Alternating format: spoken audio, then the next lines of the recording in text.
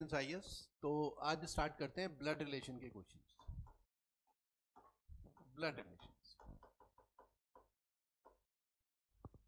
Blood relations में जो हमारे पास क्वेश्चंस होते हैं, एक आइडिया थोड़ा सा ले लेते हैं, फिर दोबारा से आएंगे बेसिक कॉन्सेप्ट्स में। इस टाइप के क्वेश्चंस होते हैं ब्लड रिलेशन में।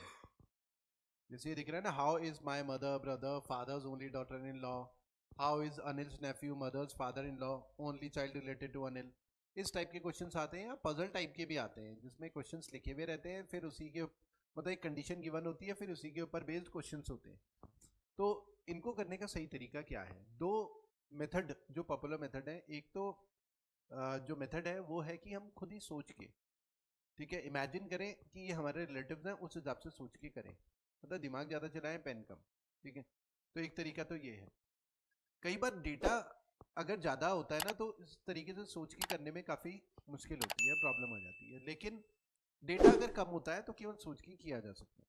ठीक है, दूसरा मेथड है हमारे पास सिंबलाइजेशन मेथड। हम ना अब रिलेशंस को ना अलग अलग सिंबल से डिनोट करने। जैसे एग्जांपल, प्लस हम जहां भी लिखेंगे उसका मतलब मेल होगा, माइनस जहां भी लिखेंगे फीमेल होगा। या जनरेशन टू जनरेशन हम ऐसे वर्टिकल आएंगे, मतलब लाइन के ऊपर या तो फादर या तो मदर, लाइन के नीचे सन या डॉटर, भतीजा भांजा नहीं। ठीक है, सेम उसी तरीके से अगर हम ऐसी लाइन खींच रहे हैं हॉरिजॉन्टल लाइन, तो वो ब्रदर ब्रदर के बीच में या ब्रदर सिस्टर के बीच में, सिस्टर सिस्टर के बीच में ही होगी। ठीक है, तो vertical line generation to generation, same generation के लोगों के बीच में हॉरिजॉन्टल लाइन होगी। ठीक है, हस्बैंड वाइफ के बीच में डबल लाइन होगी। ठीक है, हस्बैंड वाइफ डबल लाइन दो लोगों के बीच में लगाइए, मतलब हस्बैंड हस्बैंड वाइफ होंगे, प्लस मेल माइनस फीमेल। इन्हीं से हम सारे रिलेशन डिफाइन कर सकते हैं। जैसे एग्जांपल लेते हैं, A is father of B. अगर ऐसा बोला है father of B, A B का फादर है, तो हम इसको कैसे बनाएंगे? A is father of B, हम इसको कैसे बनाएंगे? ए ऊपर, ऐसे B father, A father, A is father of B. Generation to generation vertical line, line के ऊपर या तो फादर होगा या तो मदर होगी। और हमने प्लस डाल दिया तो ए फादर हो गया, अगर माइनस डालते तो ए क्या होता है, मदर हो जाती। तो ए तो बी का फादर हो गया, तो बी ए का क्या लगा? बी ए का क्या लगा?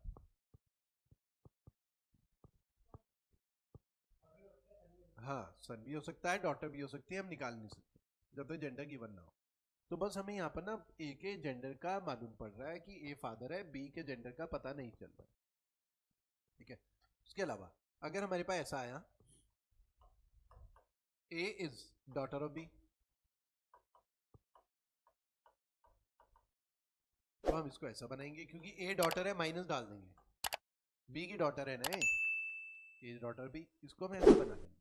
ठीक है, बी का जेंडर क्या है? अगर यहाँ पर प्लस डालते तो ए सन हो जाता बी का। वर्टिकल लाइन हमेशा किनके बीच में होगा? जनरेशन टू जनरेशन ऊपर, या तो फादर मदर होगा, चाचा चाची नहीं, फादर मदर ही होना चाहिए लाइन के जस्ट ऊपर। लाइन के जस्ट नीचे सन या डॉटर ही होना चाहिए, भतीजा बन जानी। ठीक है, तो ए तो डॉटर होगी, बी का रिश्ता क्या है ए के साथ? बी मदर भी हो सकती है और फादर भी हो सकती है। ठीक है, उसके अलावा A is husband of B, A is husband of B को हम ऐसा बना देंगे, A is husband of B plus, और ये minus, double line husband wife के बीच में होगा, प्लस डाल दिया तो मेल, माइनस डाल दिया तो female. A is husband of B, इसको हम इस तरीके से बना देंगे। ठीक है, अगर हम ऐसा बनाएं, ए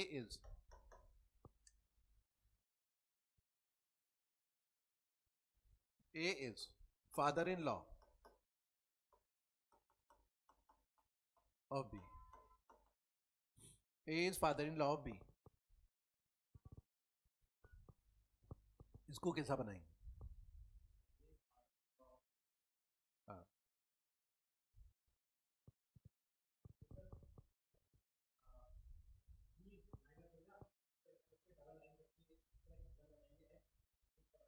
हाँ। ए फादर इन लॉ है बी के, तो हम ऐसा बना देंगे, ये प्लस मेल है ना, ये तो बी का जेंडर नहीं पता, ये ऐसा और ऐसे। देखो, ए फादर इन लॉ है बी का, तो बी का रिश्ता क्या हुआ ए के साथ? हाँ, और के हिसाब से देखो बहू भी हो सकती है और दामाद भी हो सकता है। हमने बस ये बोला है कि ये ससुर जी हैं। बी के बारे में नहीं बताया कि बी दामाद है कि बहू है। भाई ससुर तो तुम में से किसी के भी हो सकते हैं, मेल या फीमेल। दुनिया में कहीं ना कहीं तो होंगे ससुर जी, जिंदा होंगे मर जाएंगे कुछ भी होगा कहीं तो। हाँ, तो ससुर जी किसी के भी हो सकते हैं, मेल के भी फीमेल के भी। तो यहाँ बी का जेंडर नहीं पता, बस हमें ये पता है कि ये ससुर जी हैं बी के। बी मेल भी हो सकता है फीमेल भी हो सकती है, केवल इतनी इन्फॉर्मेशन है इसमें। बी का जेंडर नहीं पता। B double line husband wife के बीच में है, मतलब बी के लाइफ पार्टनर के फादर हैं। बी के फादर नहीं बनाया हमने, बी के लाइफ पार्टनर के फादर बनाया, तभी फादर इन लॉ या ससुर जी होंगे। आगे समझ। और अगर ऐसा बोले ए इज सिबलिंग ऑफ बी,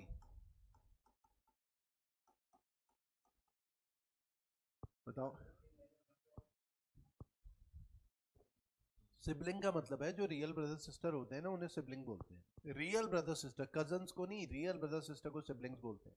भाई इनमें जेंडर नहीं पता, दोनों ब्रदर ब्रदर भी हो सकते हैं, ब्रदर सिस्टर भी हो सकते हैं, सिस्टर सिस्टर भी हो सकते हैं। सिबलिंग्स का मतलब जो रियल ब्रदर सिस्टर है केवल वो। ठीक है, तो एयर भी सिबलिंग्स है, तो ऐसे सिंगल लाइन बना लेंगे सिबलिंग्स। ठीक है, बहुत सिंपल सा है। जैसे मैं बोलूँ कि वी आर 4 सिबलिंग्स, हम 4 भाई बहन हैं, तो हमने मैंने ये नहीं बताया कि कितने भाई कितने बहन, बस ये बोला है कि 4 सिबलिंग्स। हाँ, क्लियर है। एक और देखते हैं। A is daughter in law of B.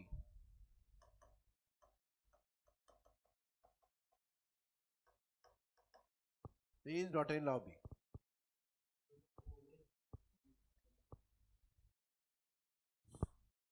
A बहू है बी की, तो बी फिर क्या करें, कैसे बनाए, कैसे, ये प्लस होगा प्लस, ये माइनस होगा, और ये ए।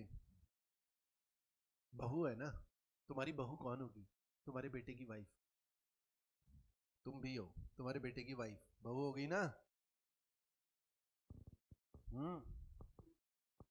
तुम्हारी बहू बेटे की वाइफ। हाँ, अब ब्लड रिलेशन में ऐसे ही तो है, मतलब सिंपल सिंपल चीजें हैं, बस फैमिली के हिसाब से सोच। भाई ये है कि इंग्लिश है और हिंदी हमारी मातृभाषा है, इंग्लिश के रिलेशन समझ ही नहीं। ये daughter in law, son in law, brother in law. अब इंग्लिश में प्रॉब्लम क्या है, इंग्लिश में ये तो प्रॉब्लम है, पता नहीं चलता कि बोल क्या रहे हैं। क्योंकि अगर ब्रदर इन लॉ बोल रहे हैं ना, तो ब्रदर इन लॉ का मतलब क्या होता है हिंदी में, मतलब साधु, बस। जवाई जी, अच्छा। और अरे देखो ऐसा है कि जीजा को भी ब्रदर इन लॉ बोलते हैं, जीजा जी को भी, देवर को भी ब्रदर इन लॉ बोलते हैं, साले को भी ब्रदर इन लॉ बोलते हैं। हाँ, कितने सारे ब्रदर इन लॉ वाले रिलेशन बन रहे हैं, है ना। तो अब इंग्लिश में क्या है ना कि इंग्लिश लैंग्वेज में ना बहुत कंफ्यूजन है, एग्जैक्टली पता ही नहीं चलता किस रिश्ते की बात कर रहे हैं। हिंदी की एक ब्यूटी है, हर रिश्ते से एग्जैक्टली पता चल जाता है, जेठ है देवर है पता चल जाता है। हिंदी की एक ब्यूटी है ना, जेठ या देवर पता चल जाता है कि बड़ा भाई छोटा भाई हस्बैंड का, है ना। अरे इंग्लिश में पता ही नहीं चल रहा, वो बोल रहे ब्रदर इन लॉ, हाँ पता ही नहीं चल रहा कुछ। अंकल बोलने में पता नहीं चल रहा, चाचा की बात करें, मामा की बात करें, मौसा की बात करें, सबके लिए एक ही वर्ड अंकल।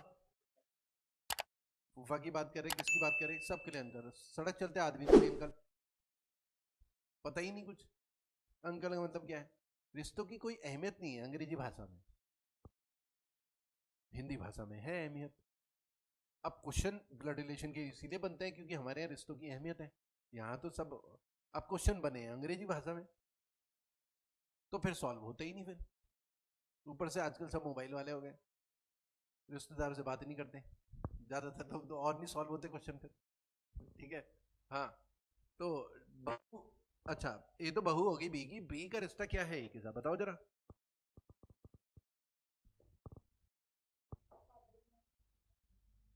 हाँ हाँ, सास भी हो सकती है और ससुर जी भी हो सकते हैं, बहू तो दोनों की होती है, सास ससुर दोनों की। है ना। हाँ, उसके अलावा अगर ऐसा बोला है A is nephew of B,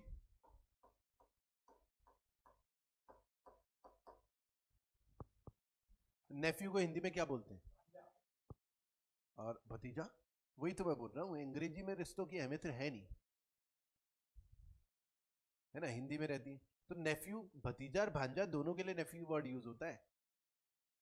तो ये पता नहीं चल रहा भतीजे की बात हो रही है भांजे की, दोनों केस बनाने पड़ेंगे हमें, एक बार भतीजे के हिसाब से, एक बार भांजे के हिसाब से। नीस, NIECE, नीस, भांजी या भतीजी, दोनों के लिए नीस वर्ड यूज होता है। ठीक है, तो इंग्लिश में यही होता है कि वहां पर सभी रिश्तों के लिए एक कॉमन वर्ड है, हिंदी में सबके लिए अलग अलग है। ठीक है, तो हमारे पास जब इंग्लिश में ऐसे लिखे हुए आते हैं ना, तो हमें पॉसिबिलिटी सोचनी है। अब वही है कि जिसकी इंग्लिश खराब होगी उसे और दिक्कत हो जाएगी। पहली क्वेश्चन लोगों को समझ नहीं आते हैं, इंग्लिश खराब थी और प्रॉब्लम होगी, सोचा कि रीजनिंग की प्रॉब्लम है, अरे भाई तुम्हारी इंग्लिश भी खराब थी क्या। ठीक है, हाँ, तो ए इज नेफ्यू ऑफ बी। तो एक बार भतीजा मान के चल देते हैं, मान लो भतीजा है, ए बी का भतीजा है, भतीजा मतलब बी के भाई का बेटा है। हाँ, ये सिंगल लाइन भाई हो गया ना, भाई बहन के बीच में ही होती है, अब प्लस डाल दे तो भाई, ए के भाई का बेटा, या फिर बी के भाई का बेटा, या फिर बी की बहन का बेटा, ये हो गया भांजा। इसको इस तरीके से बना लेंगे, नेफ्यू का मतलब ये है। ठीक है, तो हम क्या करेंगे, हम वो जो हमारे पास फिक्स है कि generation to generation vertical, same generation horizontal, plus male minus female, double line husband wife, सब बना सकते हैं। हाँ, इसमें एक और चीज इंपॉर्टेंट है कि हम ना अपने सारे खानदान को किसी फैमिली ट्री से कनेक्ट कर सकते हैं। जैसे ये तुम हो, ये तुम्हारे पापा और ये तुम्हारी मम्मी, पापा की तरफ के रिश्तेदार बना देता हूँ, ये तुम्हारे दादा और ये तुम्हारी दादी, ये तुम्हारे चाचा, ये तुम्हारी बुआ, ये मम्मी की तरफ के रिश्तेदार बनाऊं, ये रे नाना जी और ये रही तुम्हारी नानी, है ना, और ये रे तुम्हारे मामा जी और ये रही तुम्हारी मौसी। हाँ, ये मम्मी की तरफ के भाई बहन हो गए ना, हॉरिजॉन्टल लाइन, और ये पापा की तरफ के रिश्तेदार हो गए।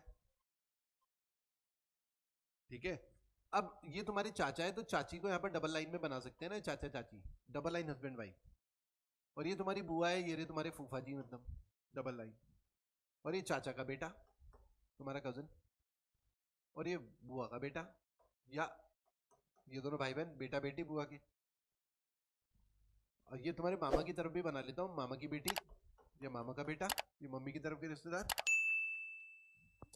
अरे हाँ, ये ठीक, ठीक है, तो ये मामा और ये मामी, ठीक है, ये रहे तुम्हारे मौसा जी, मौसी थी वो मौसा जी। हाँ, क्या समझ आ गया? तो फैमिली ट्री से सारे खानदान को कनेक्ट कर सकते हैं, सारे खानदान। ठीक है, इसमें इतनी अच्छी कमांड होनी चाहिए कि जब भी हम क्वेश्चन पढ़ें, करें सॉल्व, तो ऑटोमेटिकली क्वेश्चन सॉल्व हो जाए। मतलब जैसे मान लो ऐसा बोला है, तुम्हारे चाचा, चाचा के बेटे की सास की सास, उसको भी बना सकते। ये तुम हो, ये तुम्हारे पापा, ये तुम्हारे चाचा का बेटा, इसकी सास कौन होगी? इसकी वाइफ की मम्मी। अब इसकी भी सास कौन होगी? इसके हस्बैंड की मम्मी। ये तुम हो, तुम्हारे पापा के पापा, तो पापा के भाई तो चाचा हो गए, चाचा का बेटा। इसकी सास कौन होगी? इसके वाइफ की मम्मी। और इसकी भी सास कौन होगी? इसके हस्बैंड के हस्बैंड की मम्मी। सबको कनेक्ट करना आना चाहिए, बस एक हमें पता होना चाहिए कि रिलेशन क्या है। और क्वेश्चन जब भी पढ़ें तो ऑटोमेटिकली हाथ चलने चाहिए, जैसे ही क्वेश्चन पढ़ के खत्म करें तो कॉपी में देखें, अरे ये कब बना, ऑटोमेटिकली हाथ घूमने चाहिए, इतनी अच्छी कमांड आ जाती है। ज़्यादा मुश्किल नहीं है, ये सिंबलाइजेशन मेथड बहुत ईजी होता है। ठीक है, थोड़ी सी प्रैक्टिस करनी है, ब्रेनस्टॉर्मिंग करनी है, पूरा समझ में आ जाता है ब्लड रिलेशन की क्वेश्चन। ज़्यादातर लोग कंफ्यूज ही होते रहते हैं या फिर क्वेश्चन सॉल्व होते नहीं है। क्वेश्चन नंबर 1 आते हैं, how is my mother's brother's father's only daughter in law's son related to me? जरा देखो बताओ।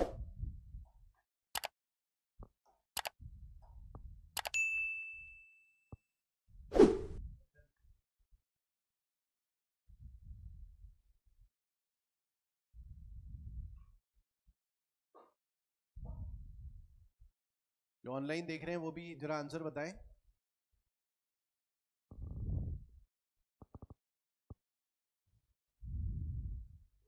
दो तरीके से कर सकते हैं, एक तो सिंबलाइजेशन मेथड से और एक केवल ऐसे ही सोच के, मतलब ज्यादा मुश्किल रिलेशन थोड़ी है।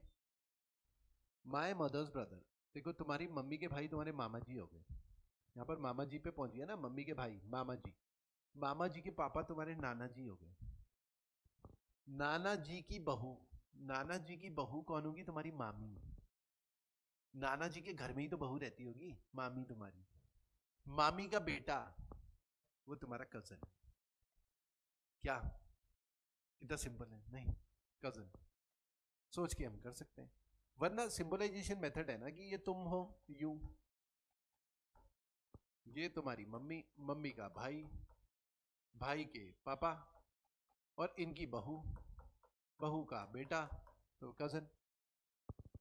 सिंबलाइजेशन मेथड से भी कर सकते हैं। ऐसे ट्री, फैमिली ट्री बना के अभी हमने इतना डिस्कस करा, यही तो करा डिस्कस। हाँ, क्लियर है? ये बताओ क्वेश्चन नंबर 2।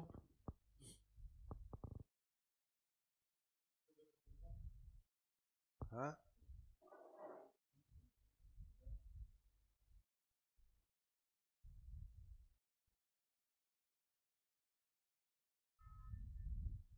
बताओ।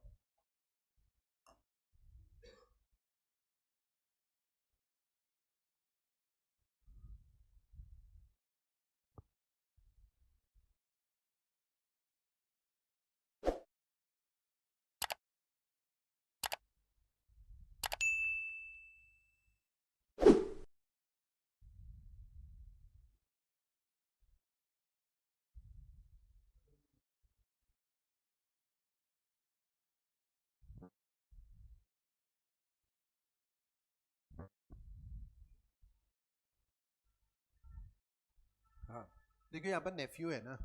अब इंग्लिश में ये तो बड़ी मुसीबत है, पता ही नहीं चलता। भतीजे की बात करें, भांजे की। नेफ्यू का मतलब भतीजा भी होता है, भांजा भी होता है, तो दोनों केस बनाने पड़ेंगे ना हमें। भतीजा भी और भांजा भी, है ना? तो एक बार भतीजा मान के चल लेते हैं, चलो। अनिल के भतीजे की मम्मी, मतलब मन में सोचें अगर तुम्हारा भतीजा, तो मान लो भतीजा तो भाई का बेटा होता है ना? तुम्हारे भतीजे की मम्मी तो तुम्हारी भाभी होंगी। पता नहीं कि सोच भी पा रहे इतना कि नहीं। हाँ, अरे भतीजे की मम्मी बहू कहां से हो जाएगी तुम्हारी? और क्यों, क्या?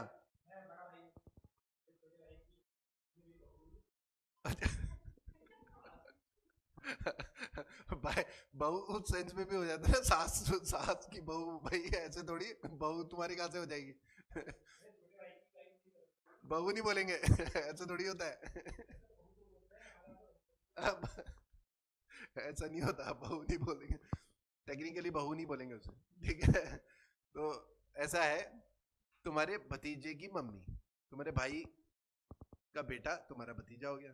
भतीजे की मम्मी तुम्हारी भाभी हो गई। भाभी, या ऐसे बोल सकते हैं तुम्हारे भाई की वाइफ, यही तो है। हाँ, मतलब इतना सोच पा रहे हो कि नहीं, पहले तो ही समझ लो। हाँ, तुम्हारे भाई की वाइफ। अब तुम्हारे भाई की वाइफ है या भाभी है, उनके ससुर जी कौन होंगी? तुम्हारे पापा होंगे। अब तुम्हारे पापा का ओनली चाइल्ड है, इकलौता, एक गर्ल चाइल्ड, तो तुम और तुम्हारा भाई भी है, तो इसमें तो कंडीशन वायलेट नहीं होगी भतीजे में। यहाँ पर ओनली चाइल्ड बोला हुआ, तुम्हारे पापा का इकलौता एक ही है, तो तुम हो, तुम्हारा भाई है, दो हो गए ना फिर वो तो इसका मतलब भतीजे की बात नहीं हो रही होगी, यहाँ पर भांजे की बात हो रही होगी। अब इंग्लिश में यही तो है, पता है तो नहीं चलता, भतीजे की बात हो रही है, भांजे की।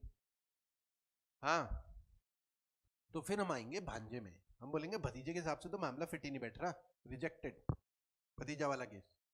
अब भांजा, भांजा होता है बहन का बेटा, भांजा। तो बहन के बेटे, मतलब ये नेफ्यू। भांजे की मम्मी कौन होंगी? तुम्हारी बहन होगी। भांजे की मम्मी तो तुम्हारी बहन होगी। तुम्हारी बहन के ससुर जी का बेटा, तुम्हारे बहन के ससुर जी का बेटा तुम्हारे जीजा जी होंगे क्या? बहन के ससुर जी का इकलौता बेटा, इकलौता बहन के ससुर जी का इकलौता बेटा, बहन के हस्बैंड की तो बात हो रही होगी, मतलब जीजा की तो बात हो रही होगी। तो जीजा कैसे रिलेटेड है अनिल के साथ? Brother in law. अब तुम बोलोगे सर ऐसे तो हम सोच ही नहीं पा रहे, है ना? तो फिर ऐसा करो ना, ऐसा बना लो। फैमिली ट्री हमने क्यों सीखा? इसीलिए तो सीखा कि जो ऐसा नहीं सोच पा रहा, कई बार डेटा ज्यादा होता है सोच नहीं पाते, डेटा कम होता है सोच के हो जाता है। तो अगर हम भांजा माने अनिल की बहन का बेटा, ये बना दिया भांजा, अनिल की बहन का बेटा माइनस मतलब फीमेल, इसकी मदर यहाँ पर आगे मदर में, यहाँ पर इनके फादर इन लॉ, इसके हस्बैंड के फादर, ये रे फादर इन लॉ, इसके फादर इन लॉ, इसके हस्बैंड के फादर। फादर इन लॉ का ओनली चाइल्ड कौन होगा? ये। तो ये अनिल की सिस्टर के हस्बैंड हो गए ना, अनिल के जीजा जी। फैमिली ट्री बना के भी दिख रहा है। और वो जो जो भतीजे के हिसाब से करते हैं उससे मामला फिट ही नहीं बैठता, इकलौता होता नहीं, दो होते। तो इससे भी पता चल रहा है ब्रदर इन लॉ। तो ऐसे सोच के भी कर सकते हैं। हाँ, क्या समझ आया? ये आओ 3 to 6 जरा इसे बनाओ, जरा देखो फैमिली ट्री टाइप।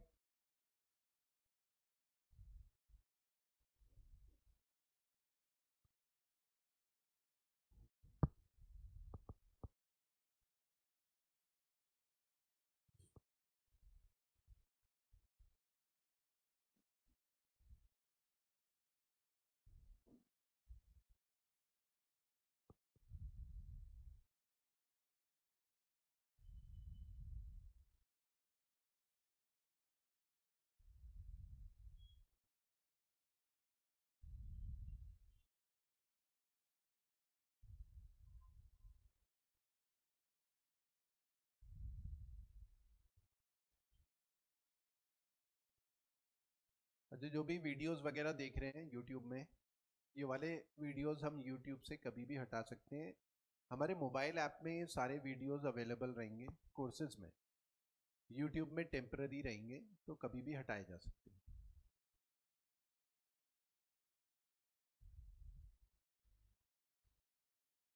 हमारे मोबाइल ऐप में जो कोर्सेज हैं उसमें सारे क्लास नोट्स वगैरह, पीडीएफ वगैरह, कई चीज़ें, मॉक टेस्ट वगैरह, वो सब कुछ मिलेंगे क्लास टेस्ट। तो मोबाइल ऐप में इक्वेशंस आईएएस मोबाइल ऐप है, गूगल प्ले स्टोर से डाउनलोड कर सकते हैं, उसमें आपको सब कुछ मिलेगा।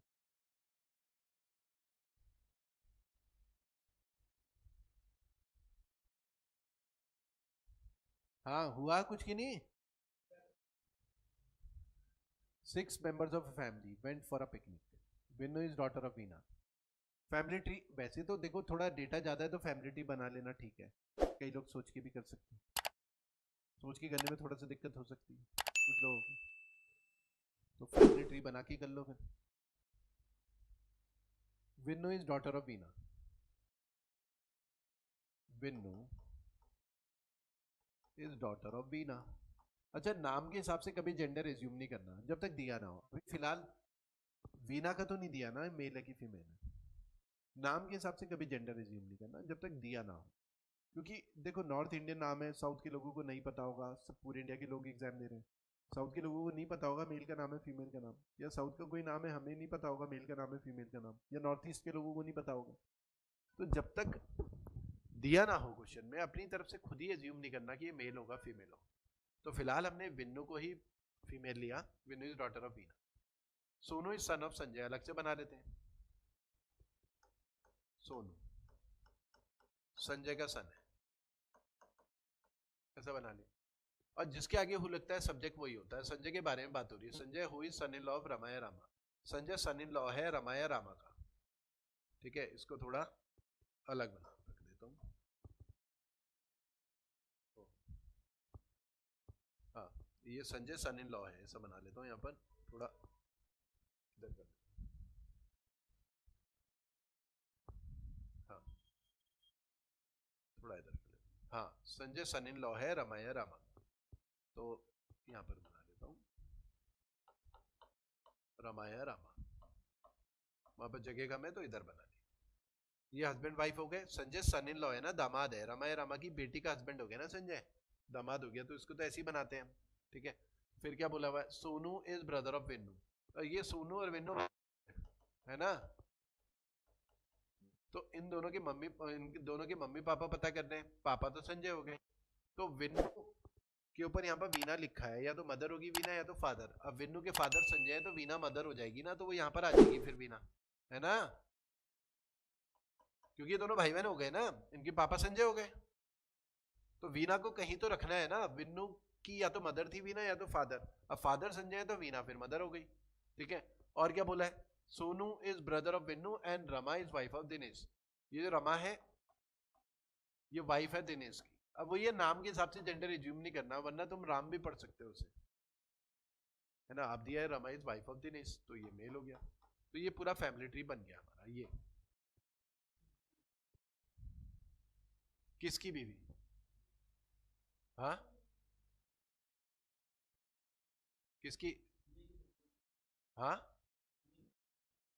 ये अच्छा, वीना को इधर लिखना था ना, यहाँ पर लिख दिया मैंने, रुको ये जो है यहाँ पर से मिटा देता हूँ, इधर इधर लिखना था मुझे, यहाँ पर ये है ना वीना, जगह कम थी ना तो उधर लिख दिया मैंने, इधर है, क्योंकि वीना इन दोनों की मम्मी है, इन दोनों के पापा ही है।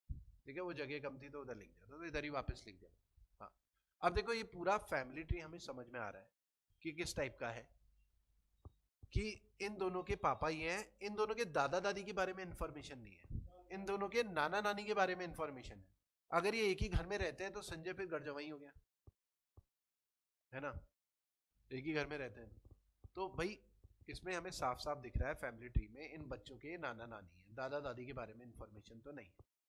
ठीक है, क्योंकि संजय इनका दामाद है। अब आते हैं क्वेश्चन में, how is Veena related to Sanjay. तो Veena related to Sanjay wife, simple है। How is Veena related to Dinesh, Veena related to Dinesh, Dinesh से कैसे रिलेटेड है, डॉटर, डॉटर इन लॉ मत कर देना ना, क्लियरली देखना कि ये डॉटर है। How is Vinnu related to Rama, Vinnu related to Rama तो grand daughter. How is Rama related to Sonu, तो रमा रिलेटेड टू सोनू, तो ये हो गया ग्रैंड मदर, तो वो तो है नहीं, नन ऑफ दीज। हाँ ठीक है, तो इस तरीके से क्वेश्चंस फैमिली ट्री बनाना ज्यादा मुश्किल होते नहीं है, इजीली हो सकते हैं क्वेश्चन।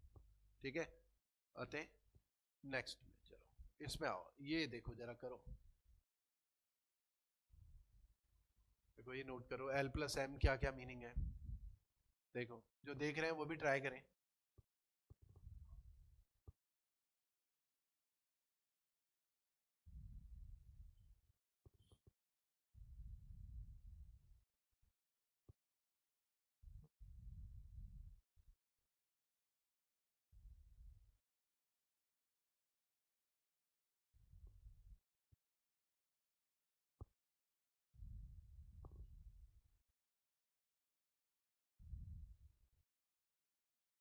जो देख रहे हैं वो भी आंसर करें।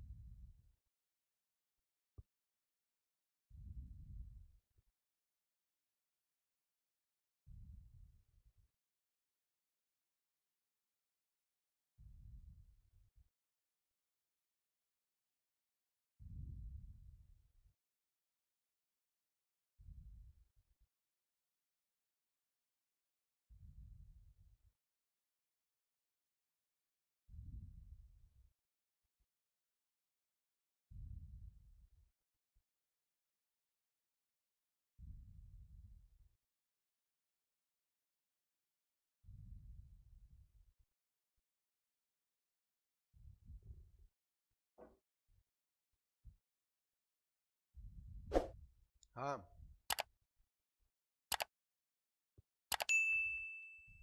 आंसर करें जो भी देख रहे हैं, मैं कमेंट कमेंट पढ़ रहा हूं।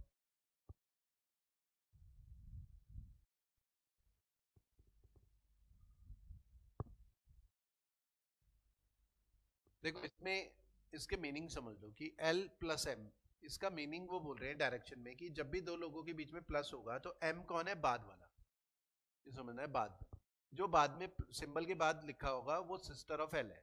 मतलब जब भी L प्लस एम होगा उसका मतलब M is sister of L। Subject कौन है, M, सिंबल के बाद बोला M is father of L, minus होगा तो माइनस के बाद कौन होगा, फादर, एल, ये मतलब माइनस का मतलब, ठीक है। एम सिस्टर है एल की, लेकिन एल का पता नहीं कि एल मेल है कि फीमेल है, एल ब्रदर है एम का या सिस्टर है नहीं पता, भाई एम का जेंडर पता है, ये ध्यान देना है जेंडर किसका पता चल रहा है, ठीक है। ऐसे ही यहां पर ये पता चल रहा है कि एम फादर है एल का, लेकिन एल का नहीं पता कि सन है कि डॉटर है, ठीक है। ऐसे ही ये जो तीसरा वाला है क्रॉस, क्रॉस में फिर से सब्जेक्ट एम है, M is brother of L, इसमें भी यही पता चल रहा है कि M is brother of L, फिर नहीं पता चल रहा है जेंडर क्या है कि सिस्टर है कि ब्रदर है। ऐसे ये वाला देखें, इक्वल टू होगा तो इक्वल टू के बाद फिर से सब्जेक्ट है कि M is mother of L, M mother होगी एल की,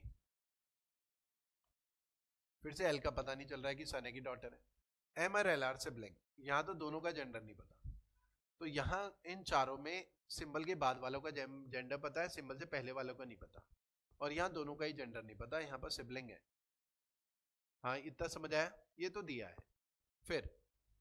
फिर हमारे पास इसमें आते हैं, पहले ना केवल इतने पार्ट को देखेंगे, जो एक्सप्रेशन है इक्वल टू, और इक्वल टू का मतलब है जो भी इक्वल टू के बाद होगा वो मदर होगी, मम्मी, तो इक्वल टू के बाद तो बी है, इक्वल टू के बाद वाली मम्मी है ना, इक्वल टू से पहले वाली नहीं है।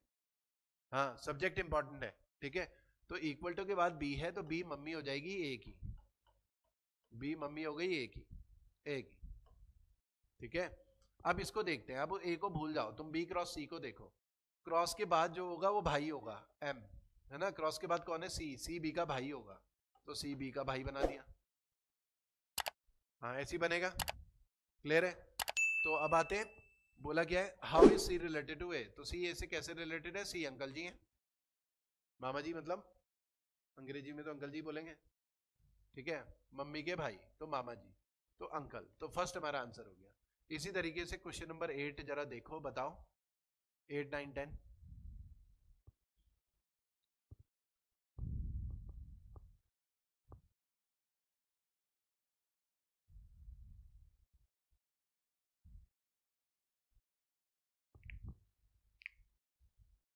आंसर्स बताएं जो भी देख रहे हैं लाइव।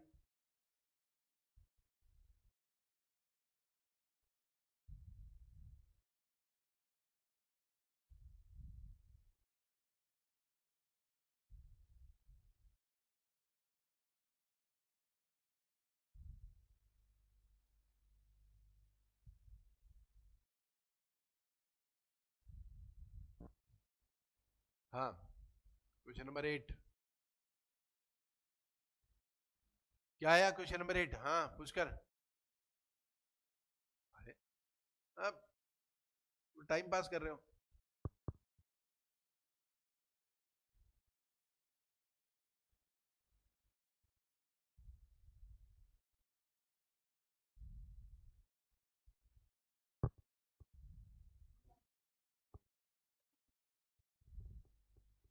ओके पहले डिवाइड वाले में आते हैं, डिवाइड का मतलब है सिबलिंग ना, तो एस और आर सिबलिंग हो जाएंगे, सिबलिंग, पता ये नहीं पता भाई भाई है, भाई भाई बहन है, बहन बहन है, नहीं पता, फिर ये माइनस में आते हैं इन दोनों में, बाकी अभी भूल जाओ आर माइनस क्यू, माइनस का मतलब हो गया माइनस के बाद वाला फादर, माइनस के बाद क्यू है, क्यू फादर हो जाएगा आर का, ठीक है, तो क्यू फादर हो जाएगा आर का। अब ये इक्वल टू देखते हैं, इक्वल टू के बाद जो होगी मदर होगी, तो पी क्या होगी, मदर हो जाएगी क्यू की, पी मदर हो गई क्यू की।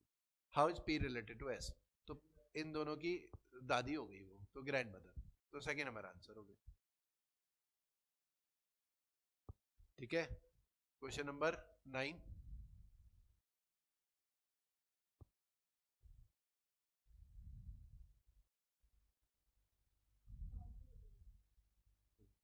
पहले प्लस को देख लेते हैं, ओह वो वाला डायरेक्शन तो ऊपर है ना, पढ़ ले, प्लस, तो प्लस का मतलब हो गया, प्लस के बाद कौन है, सिस्टर है, तो प्लस के बाद वाई है ना, वाई जेड की सिस्टर होगी,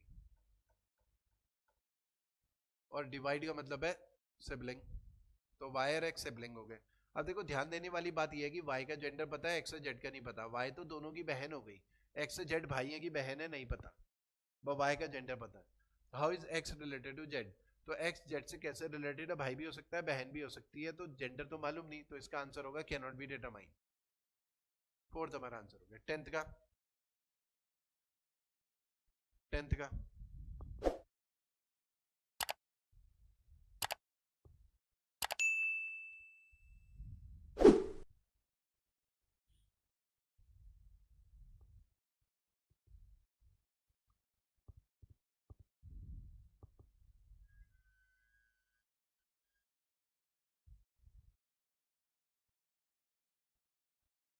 इन the expression p minus O plus N divide m। फिर से वही p माइनस ओ का देख लेते हैं। माइनस का मतलब क्या है? फादर, माइनस के बाद वाला फादर, तो o फादर हो जाएगा p का, o फादर हो जाएगा p का। फिर प्लस को देख लेते हैं। प्लस, प्लस के बाद कौन है? सिस्टर है, तो प्लस के बाद n है तो n सिस्टर हो जाएगी o की, n सिस्टर डिवाइड n और m सिबलिंग है, ये ऐसा हो गया। Which of the following can be the relation of m to p? तो m का तो जेंडर नहीं पता, m या तो p का अंकल होगा या तो आंटी होगी। तो यहां पर फिर हमारे पास ऑप्शन में क्या है? अंकल, तो अंकल पे टिक कर लेंगे, क्योंकि m जो है p का या तो अंकल या तो आंटी। ठीक है, वैसे कायदे से ना क्वेश्चन नंबर 9 में भी जेंडर नहीं पता था, क्वेश्चन नंबर 10 में भी जेंडर नहीं पता, तो कैन नॉट बी डिटरमाइंड होना चाहिए था कायदे से। ऑप्शन में कैन नॉट बी डिटरमाइंड होना चाहिए ना, जैसे 9 में है ऐसे 10 में भी कैन नॉट बी डिटरमाइंड होना चाहिए। जेंडर तो इसमें भी नहीं पता, तो बताओ, कुछ कमेंट करो। गलत नहीं हो गया क्वेश्चन फिर?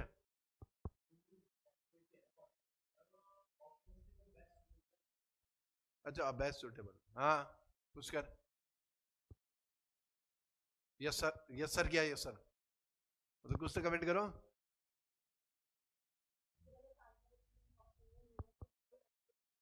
देखो, क्वेश्चन बनाने वाला तो समझदार होता है ना, उसे तो पता होना चाहिए कि भाई आंसर तो नहीं निकलेगा तो उसे ऑप्शन में डाल देना चाहिए, कैन नॉट बी डिटरमाइंड कायदे से।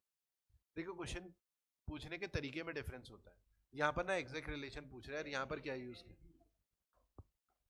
यहाँ पर क्वेश्चन बनाने वाले ने पॉसिबिलिटी पूछी। जब वो पॉसिबिलिटी पूछेगा तो वो एक ही पॉसिबिलिटी डालेगा, वो एग्जैक्ट तो पूछ नहीं रहा। अगर वो एग्जैक्ट पूछता तो उसे कैन नॉट बी डिटरमाइंड डालना चाहिए ऑप्शन। तो यहाँ पर पॉसिबिलिटी पूछी गई है, पूछने के तरीके में डिफरेंस है।